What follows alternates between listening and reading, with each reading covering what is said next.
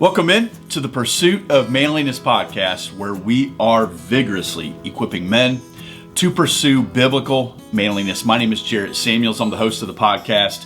Men, as always, thank you for taking time checking out today's show.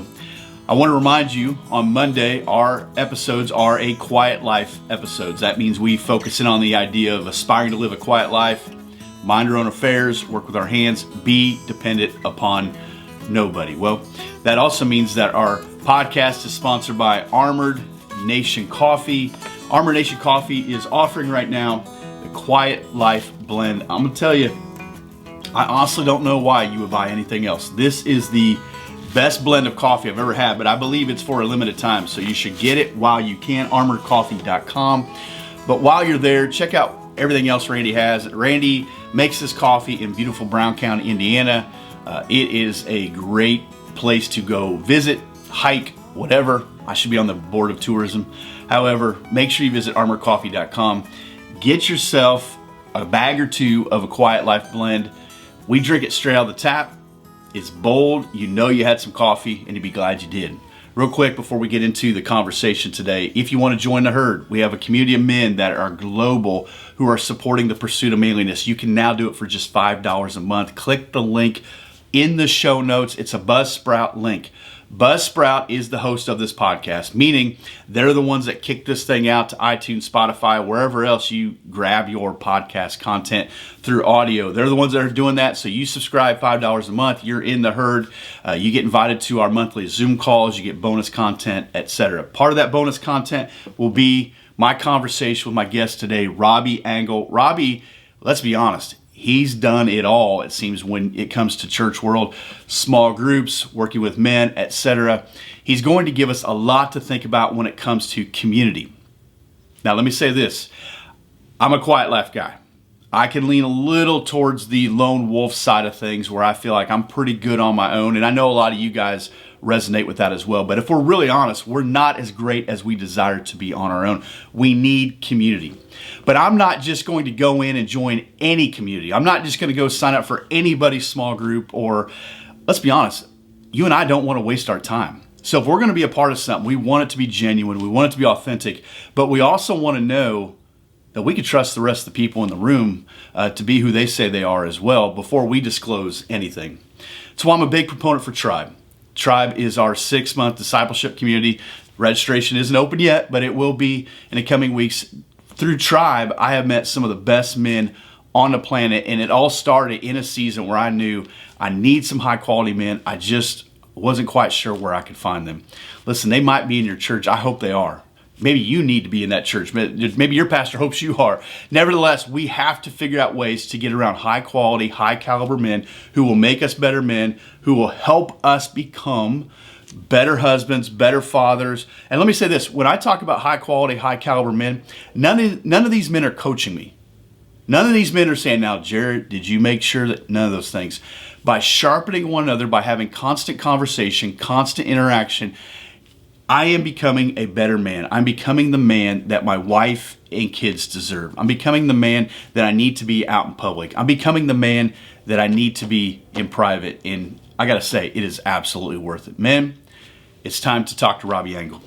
God, I thank you for today. I thank you for Robby. I thank you for the ability to connect and talk and to be like-minded. And God, we know that Jesus is the divine thread that just unites us all together. And we now consider the guys who will be listening to this, and women for that matter, who will be listening to this conversation about being in community and what are the hurdles and obstacles, but also what are the values of being in something like this. And it's so easy to not do it. It's so easy to think I'll get the next session, or I'll get the next sign up, or the next whatever, and just to neglect health. And God, I pray for the people that'll be listening, that you might move the needle on their heart in some direction, that they'll consider that, or maybe they'll go to their church or go to their community and say, how can I lead a group, or how can I be more involved, or what do you need from me? And ultimately, we want Jesus to get the glory. It's in his name we pray. Amen. Amen. All right, men, at this time, I want to welcome Robby Engel to the podcast. Robby, thank you for being on today's show. Thanks. Longtime fan. This is an honor to be here. Well, I apologize for that. You know what? You didn't need this, but I told someone, like early podcast episodes are like the clothes you wore in high school. You thought it was a good idea at the time, and you look back and think, what was I thinking? But it's all you had in the closet. So, hey, you do a lot of things, brother. Would you just take a moment, introduce yourself, who you are, what you do, and we'll get into it.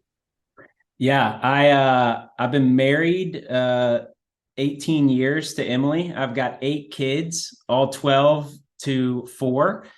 6 boys, 2 girls. So our dance parties are off the chain. I live north of Atlanta, and I'm trying to figure out what to do with my life. I'm full on midlife crisis right now. I hit 40 like a week ago. So I was a finance major, then disaster response work, international aid work, and then counseling, and then I worked at a big church, and I never thought I'd work at a church. And now I'm leading a 27-year-old ministry nonprofit called Trueface. I just survived 3.5 years of founder transition. And what we do at Trueface is equip Jesus followers on the journey, because a lot of us get stuck in our relationships with God and others, and we go, is this really all there is to it? And so we ask this question: what if God isn't who you think he is, and neither are you? And we provide resources for people to wrestle with that in order to live into their true identity, experience the peace and freedom we read about that we miss out in religion, and a lot of us as Christians miss out on. And so we create relational discipleship tools for people on their journey, which is a lot of fun. Let me start by saying I'm 47. It only gets better. It only gets better. I know what you're thinking. It's only going to get better. So I received that. Let's do this. Let's unpack what authentic community is. How would you describe authentic community?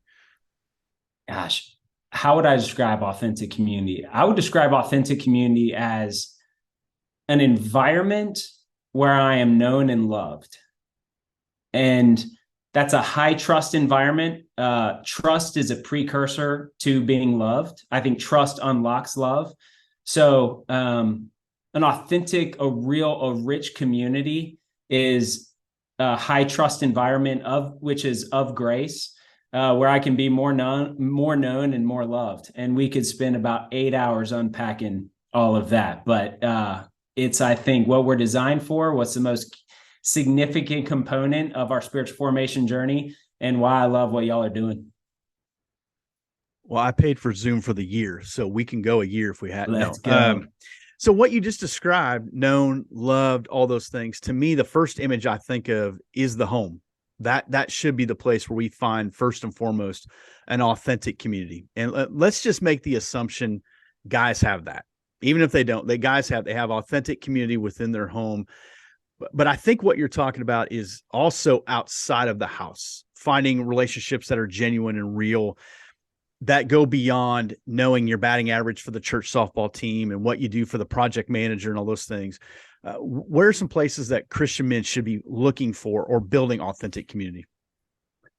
All right, so I'll follow your lead. This is your podcast, Jared, but there's 2 dynamics here. There's the source and the symptoms, or, like the underpinning of why, regardless of the best practices, framework, tools, tips, tricks we'll do for community, we're not going to do it because there's a foundational heart issue. That's the good stuff. That's what is really limiting us from experiencing what we're made for and what we're longing for in regards to relationships of love. Now, there's also a world of best practices. We can have the foundation right and not know how to build a house on it in regards to build those relationships on a healthy foundation. The foundation is our heart stuff. Building a house of relationships does take some tips and tricks, and there's some stuff that's pretty simple that we can apply to build the relationships we're looking for and lean into those and grow and mature into those relationships. I'll go wherever you want, but are you wanting to go foundation, heart issue that prevents us, or best practices now? Let's start with this.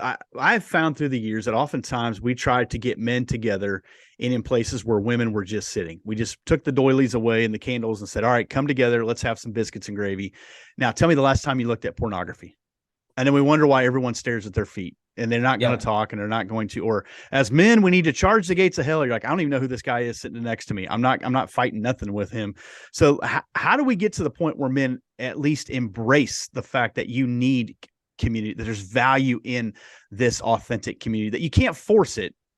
It comes over time. So how do we start to knock down the stereotypes that we do need others? Well, let's go. I'll quickly address that. I don't need to address that, because if we're quiet enough and honest with ourselves, we long for it. So the counselor in me, there's two fundamental desires that we all have: to be loved and to have significance, or to experience belonging and purpose. Those are two buckets. And significance and purpose, we know enough successful ministry success, worldly success, famous, rich people. Significance and purpose is not about what the world says. Significance and purpose, I love the Andy Stanley quote that the measure of a life is determined by how much is given away.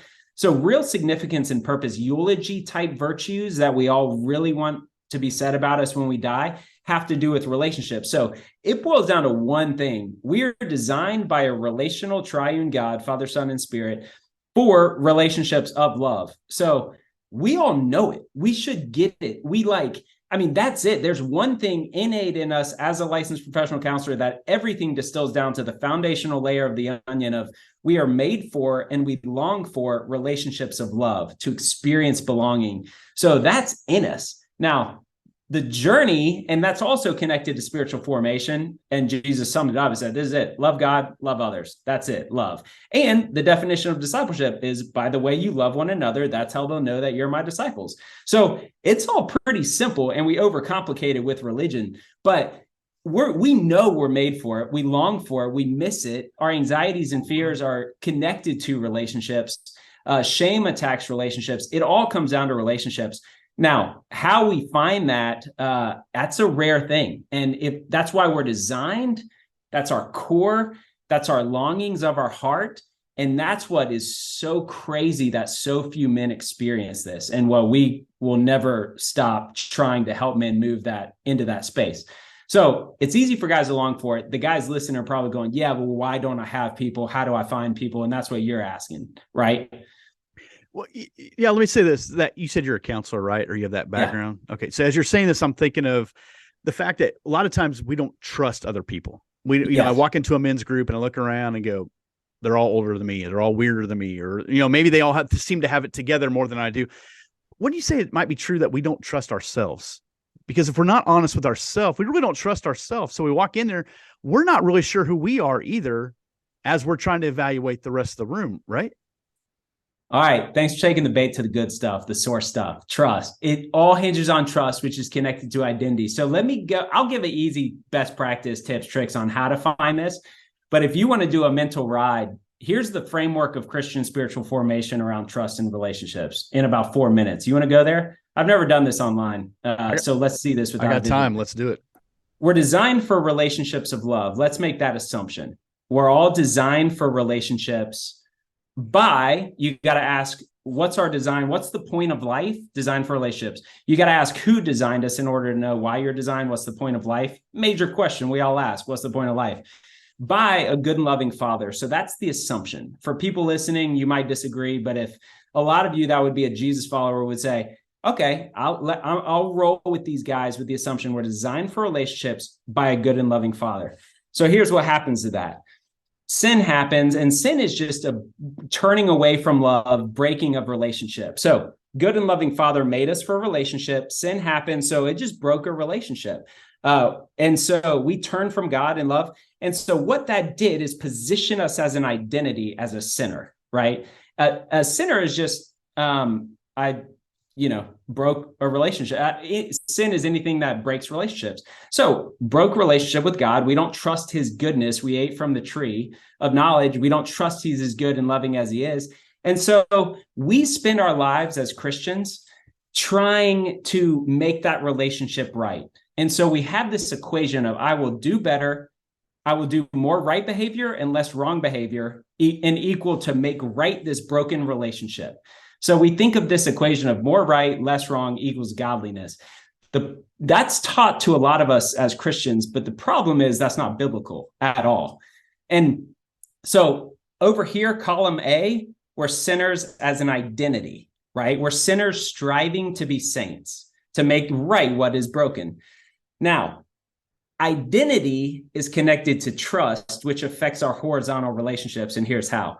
If we see ourselves as an identity as a saint, a son of God, a son or daughter of the King, then that relationship is made right by what he did. So atonement, justification, all that stuff Jesus did was to make right and redeem a broken relationship. So he says, you have a new identity, not as a sinner, but as a saint. So do you see yourself as a saint who occasionally sins, or a sinner striving to be a saint? Those identities as Christians are massive. And I'm going to tell you how that affects our horizontal relationships. Because if I see myself as a hinge point of an identity as a sinner, then I'm trying to get better with God. And shame is the primary thing that gets in the way of my relationships with others. Shame says you're a screw up. Guilt says you screwed up. So shame says, Robby, you're a screw up, which is right. I'm a sinner. I messed up. I turned from God. I got to do better, be better. All this Christian crap that I've been trying my whole life as an awesome Christian. So shame says you're a screw up. Shame leads to hiddenness, because if you really knew me, Jarrett, if you really knew me, no way you would listen to another word I said on this, right? Because shame says you're a screw up, Robby. So shame leads to hiddenness in us as men, and hiddenness is what limits us from being known and loved. Now, this is comfortable for me because I'm still in control. That looks like fear and control rooted in pride, which pride says I can get better, do better to be closer to God. And I can pose in a way, present myself in a way that you will accept me, Jarrett, to make me feel better about myself, right? Now, that's all column A, how identity changes our horizontal relationships with others. And the problem is when I pose, when I have shame, I wear a mask. And when I wear a mask, it's the mask that receives love, not me. Because you are impressed with, no, the me I present to you, which is a fake love, and I miss out on what I'm longing for. But check this out. When we see ourselves as a saint who occasionally sins, that's a position of security. My identity is secure. I'm a son of the King, and all I do is receive his righteousness with the Holy Spirit in me. That security allows me to be authentic and vulnerable because I'm good. I don't need you to affirm me. I get to bring my real self. I'll show you my last 10%, my struggles, and I can trust you with me because I'm secure. And out of that authenticity, I can experience love, because we can only be loved to the degree that we're known. So that column B, out of our identity as saints, allows us to live in authentic community, because in humility, I can't. I let God, I let Jesus redeem that relationship, tell me who I am. So I've got freedom to love you with way more authenticity out of that security. And what that looks like is what you said, trust. Humility says I can't. Pride says I can. Humility says I can't, which means I trust, I let God meet my needs, tell me who I am, love me, and I let you as a new friend know the worst of me, love me. I let you love me, which is trust. So trust unlocks love out of a security of our identity, which changes everything about our relationships. So that identity piece connected to how we see God and ourselves changes everything about our horizontal relationships, and the community and the relationship of intimacy and peace and freedom with God and with others that we're made for and we long for. And Jesus said, that's it, guys. Love God and love others. That's the whole thing. So that was a lot of calories, and that might not be what you're asking, but I've been spending 20 years unpacking that, and it's changing my life and my relationships. No, I agree. As you're saying this, I have a list of questions. I'm just scrapping the questions. We're just talking here. One of the things that I have found with men, especially, if there's say small group time or a Zoom call time or whatever time, they turn into father of the year. I got to put the kids to bed. We got homework. We got whatever. I'm going to tell you right now, I stunk it up when my kids were younger as a dad, but I had no problem using them as an excuse to not go to the men's meeting or not get up for the study or not whatever. What I have found looking back as a 47-year-old now is I actually did my wife and kids a disservice by avoiding community that would make me be a better man, or at least sharpen me or give me some tools to put in my toolbox. The exchange rate is worth it. And Amen. whatever we think that we're giving up. So what values, what is the exchange rate? What are some takeaways men get when they are willing to put themselves in authentic community? Again, because to a hammer, everything's a nail. It's all identity. If I see myself as a saint, this sets me up to do all this differently, versus trying to experience this. But in our core of how God has made us for relationships of love, designed for it, how we do that and what we get out of it, to actually answer your question for once in this conversation so far, we get two things, in my opinion. We get to protect each other's weaknesses and support each other's strengths in relationship. We are not meant to do it alone. We're made for relationships. We don't know how to find it, don't know how to experience it. But when we do, when I'm fully known, I experience love. And that love looks like my guys in my life who know me better than I know me because they have objectivity. They protect me from my weaknesses and support me in my strengths. And that has been the greatest catalyst towards me growing and maturing as a man, a father, everything else than any other thing. Me trying harder, being better. That's the secret sauce to the men that I look at in their 70s and 80s who finished well. They were intentional and consistent with other guys in their life that they're fully known by. That's it. Man, that's so important, because if you don't start it now, whatever age you are, you will not finish well. You will stumble at the end, or you'll be the grumpy old curmudgeon that has no value to give to anybody. Now, there are guys, I've seen this through the years, who will get in a small group or in a community of sorts that the bar is set so low that you trip over it. It is a bunch of guys who are all going, yeah, me too, I just don't know. What about getting around guys who are just a little bit better than you, a few more years down the road, or maybe that will call your bluff? They'll call your crap and say, no, not buying that excuse no more. How do we make sure we get ourselves around some guys like that? Well, I think you're speaking to the value of having people ahead of us that we trust, because and we're talking about relationship building, which guys aren't naturally good at, and society tells us not to do it. And at the essence of this, it's pretty simple to me. There's two components to us building relationships where we're with peers and with people ahead of us in order to reap the benefits of protecting strengths, protecting weaknesses and supporting strengths. Two equations to relationship building. Are we consistent and intentional? That's it. Like, do we have consistency and intentionality with people ahead of us, people by the side of us? If we don't have consistency and intentionality, we're not building relationships with other guys, and we're missing out on all this stuff we're talking about. And we can all look at our calendars and ask, do we have consistency and intentionality with other guys? Because you have consistency with your fantasy football team, but you're not reaping the benefit and the fruit of that relationship because you don't have intentionality. And you've got intentionality with a family member or a college buddy. You talk once a year, but it's not consistent enough to support each other's strengths and protect each other's weaknesses. So look at your calendar. If you're not prioritizing, our calendars show what we prioritize and value. And if it's relationships, it's going to show up on our calendar by looking like intentionality and consistency, which is the secret sauce of your tribe groups.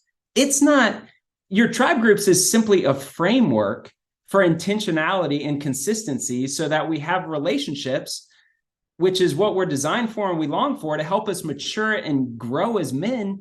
And that's just a framework to add consistency and intentionality. And that's 80% of the equation, which all of us need to be honest with ourselves of, do we prioritize relationships enough in order to gain the blessings of them? Are we consistent and intentional? I think a group or a community is flourishing or is doing what it's designed to do when it begins to benefit the people in your life. For me, that would be my wife, that would be my kids, that would be anyone that comes in my home. They're going to get a different man because I don't walk on this journey alone. We have seen wives, not as much kids, but wives leave messages or whatever saying thank you, or hey, have you asked your tribe group? Have you asked them to pray about this? You start when a wife knows that the men in her husband's life or boyfriend's life or fiance's life, you can't have all three, you only get one of them. But when they know that the guys in his life are the right guys, it changes everything in their relationship. You've named a couple, you've named, consistency, trust. Are there some other things that a man should look for to say, this is a healthy, Christ-centered community? This is one that will make me a better man, that will make me, iron sharpens iron. That's a cute statement until it starts to happen, until it starts to hurt. How does he know? What are some things that you say, I'm in the right spot? Well, I think humility and curiosity, there's some rules we had at the men's groups at the church I was working at. We had 3 guidelines: don't fix, don't preach, and don't leak. Those are the 3 guidelines. Don't leak, which means it's confidentiality. Don't preach means we're not here to fix each other or teach each other. And don't fix. Another way to say don't preach. So the value and how you identify the health of a community is, are they fixing, are they preaching, or are they leaking? And what does that look like when you're not in your normal, guys trying to answer problems, fix each other?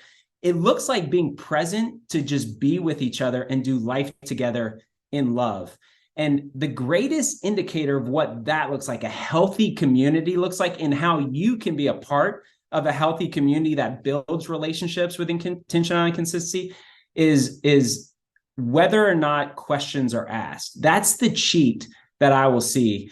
Is a man healthy? Does he loving? Does he ask good questions? Does the group ask good questions? Or are they just fixing and preaching and trying to pose and dance?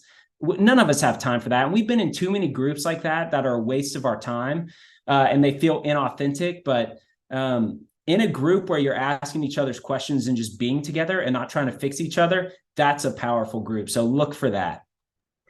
We had a guy I'll pick on him again, old Roger, you know who you are. And he said, I hate Zoom. He was on a Zoom call one night, but he's always on there and he does a great job. Roger came to my house for the retreat. We had pizza. He was and anyhow, I've used him as an illustration a couple of times. My point was, what started at a distance is a brotherhood when it gets face to face, whether that's in a corporate room somewhere, whether it's a YMCA, your garage, whatever. Relationships start at a distance. When they move face to face, there's a brotherhood there. More than likely, me and Raj will know each other the rest of our lives. That's the goal. And on the other side of eternity, we'll get to talk about it forever. You mentioned before we started a couple resources that you say, man, these are good. You bought so many of them. That's how you ended up where you're at. Tell us what these resources are and why men need to pick them up. Yeah. Trueface.org. We help people live into their true identity. We have books, blogs, small group studies, podcasts. You can check out the Trueface podcast, but there was a book written by the founders of the ministry called Beau's Cafe, and it is a novel that's just a game changer. And so for creating a journey and a picture of this authentic community that we long for and we don't know how to find. So just read that. And The Cure, what has a tagline, what if God isn't who you think he is and neither are you? The Cure by John Lynch, Bill Thurl, and Bruce McNichol unpacks the theology that we unpacked earlier of how we see God, how we see ourselves, and how that affects our relationships with others. That's the essence and the foundation of whether we'll be healthy as men.